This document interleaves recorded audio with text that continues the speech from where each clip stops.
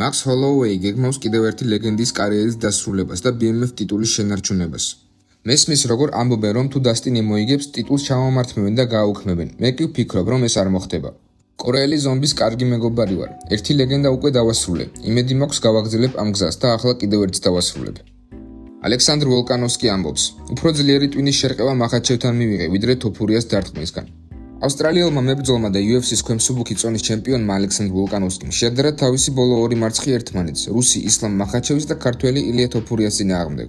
2023 წელს ვოლკანოვსკი პირველ რაუნდში მახაჩევმა ტექნიკური ნოკაუტით დაამარცხა, ხოლო 2024 წელს თოფურიამ მეორე რაუნდში ის მძიმე ნოკაუტში გაუშვა.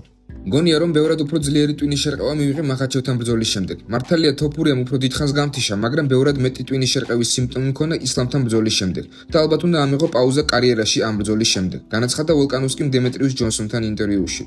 ასე უბრალოდ ვერ გადამიყვან და ვერ დამიჭერ პარტერში და არც უმარი ვარ. მე მეოთხე მეხუთე რაუნდში არ დავიღლები. მე ყველა 5 რაუნდის განმავლობაში ვიქნები ამ ბრძოლაში. მივიღებ მონაწილეობას გრეპლინგის გაცვლებშიც და მე რაც ჩემი დგომის ტექნიკასთან მოუწევს გამკლავება. ეს მისთვის სახალისო ნამდვილად არ იქნება, იმიტომ რომ მისი დგომში ტექნიკა უმარ ნურმაგომედოვისას ჰგავს, მაგრამ უმართან ბრძოლაში ბევრს მივხვდი. ვიცი რამდენად ძლიერად ურტყავს, როგორ უჭირს ბალანსი, როგორ მოძრაობს. ამ მხრივ მერაბი დაახლოებით უმარივითაა, უბრალოდ უარესია. ასე რომ დიახ, მე იქ გამოვალ და მას ტიტულს წავართმევ. ჯასტინ გეიჯი საუბრობს ილია თოფურიაზე. თოფურია ახლა ხმაურიანის სახელი გახდა, ცოტა პატივმოყვარეა. ძალიან მინდა მასთან ბრძოლა. სიამოვნებით დავანოკაუტებდი ნოემბერში, მედისონ სკვერ გარდენში. კრისტიანო რონალდო ახლა უფრო მეტს გამოიმუშავებს, ვიდრე ყველა UFC-ს ჩემპიონი ერთად. პორტუგალიელმა ფეხბურთელმა ახალი 2 წლიანი კონტრაქტი გააფორმა ალ ნასირთან. მისი წლიური ანაზღაურება $244 მილიონი იქნება ბონუსების გარეშე და დაახლოებით 327 მილიონი ბონუსებით. UFC როგორც წესი ბევრად უფრო მცირე პროცენტს უხდის თავის მებრძოლებს საერთო შემოსავლიდან, ვიდრე სხვა დიდი სპორტული ლიგები.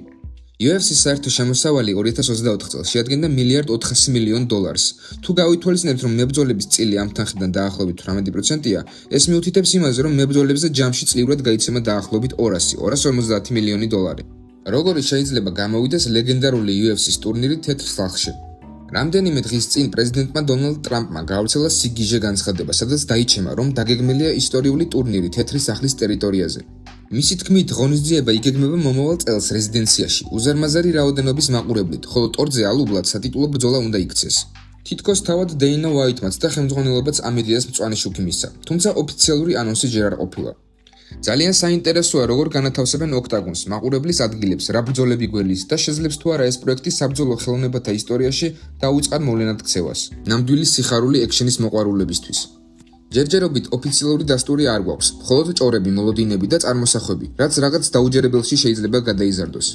მოდით ერთად განვიხილოთ, ვინ შეიძლება ვიხილოთ ამ სუპერტურნირზე. ჯონ ჯონსი დაბრუნდა დოპინგ ტესტირების სიაში, რაც ნიშნავს, რომ ყველა შანსია ამერიკელი სწორედ ამ შოუზე ვიხილოთ. ნუ დავივიწყებთ ტრამპის ფავორიტებს კოლბი კოვინგტონს და შონ სტრიკლენდს, რომლებიც ამაყად წარმოაჩენენ ამერიკას. თუ მთავარი ბრძოლა სატიტულო უნდა იყოს, რატომ არ ჩავსვათ აქ ილია თოფურია, რომელიც ამ ეტაპზე ორგანიზაციის მთავარი ვარსკვლავია. ერთადერთი, ვინც აშშ-ს დროშის ქვეშ მებრძოლია და ჩემპიონობაზე პრეტენზიას აცხადებს, კორი სენთჰეგენია. დიდი შანსია მისი ბრძოლა მერაბ დვალიჩულთან ამ ისტორიულ ქართში მოხდეს. ძალიან მცირე ალბათობაა, მაგრამ მაინც არის შესაძლებლობა ვიხილოთ ახლახანს კარიერა დასრულებული ლეგენდები, როგორიცაა რობი ლოულერი, დონალდ ცერონი და ხორხე მასვიდალი. გარდა MMA-ის ორთაბრძოლებისა, სავსებით შესაძლებელია გრეპლინგის დაპირისპირებები, ან კრივის მატჩებიც ვიხილოთ. ასევე შეიძლება დაემატოს საჩვენებელი ბრძოლა ორ ვეტერანს შორის, რომელიც საქველმოქმედო ხასიათის იქნება. საინტერესოა რა? რას ფიქრობთ თქვენ, რა გველის მომავალში? გაგვიძიარეთ თქვენი აზრები კომენტარებში, ვეცდები ყველას გიპასუხოთ. ჩემი აზრით ეს საუკუნის მოვლენაა. შენ რომელი ბრძოლების ხილვას ისროებდი თეთრ სახლში?